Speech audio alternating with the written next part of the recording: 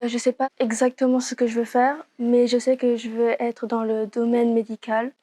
Du coup, je sais que j'aurai besoin des mathématiques, mais je ne sais pas si, vu qu'on n'a seulement que 3 choix dans les spécialités, si je dois favoriser plus, la biologie, la SVT ou la physique-chimie et du coup renoncer à l'aspect maths.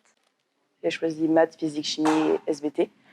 Et après la terminale, après le bac, je pense m'orienter vers des études scientifiques, donc, mais je n'ai pas une idée précise. Je pourrais aussi bien faire une école d'ingénieur que médecine, je ne sais pas encore. En première, j'ai choisi physique, chimie, maths et arts plastiques et j'ai abandonné la physique, chimie en terminale. Pour être architecte ou autre chose, les maths servent. Et puis même si je ne deviens pas architecte, j'en aurai toujours besoin des maths dans ma vie.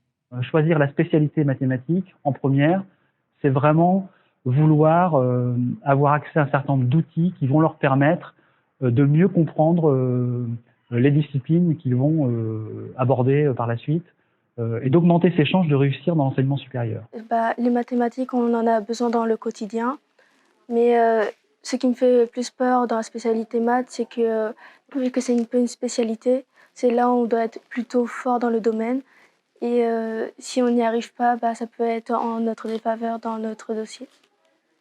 C'est pas si compliqué que ce qu'on pense. Nos professeurs veulent absolument pas nous piéger, ils veulent juste qu'on atteigne le niveau qui est requis. Les mathématiques sont souvent quand même perçues par les élèves comme étant une discipline exigeante, difficile. Et donc l'idée, c'est toujours en fait de les rassurer et d'essayer de mettre en avant, de mettre en exergue ce qui est positif dans ce qu'ils font et dans les points de réussite. Entre les cours de maths, les profs ils m'accompagnent en... Je vais les voir à la fin de l'heure si j'ai pas compris, ou alors les questions... Enfin, ils sont assez compréhensibles parce qu'ils savent que c'est une spécialité, qu'il y a une réforme qui est toute récente, donc ils savent comment s'y prendre. On a 3 dispositifs essentiels d'accompagnement. Tout d'abord, le forum SOS Maths. Ce sont des professeurs de mathématiques en exercice qui répondent aux questions des élèves rapidement et qui apportent une réponse graduée et qui permettent de les accompagner dans leur travail personnel. Donc ça, c'est très utile.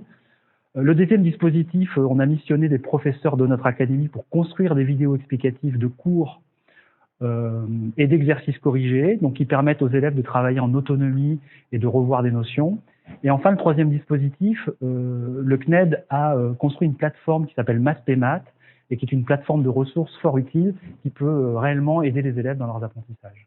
Bah, je dirais à l'élève de seconde de se lancer. C'est pas non plus... Si ça lui plaît pas, il peut toujours abandonner en terminale. C'est pas simple forcément comme toutes les spécialités, mais ça reste accessible facilement.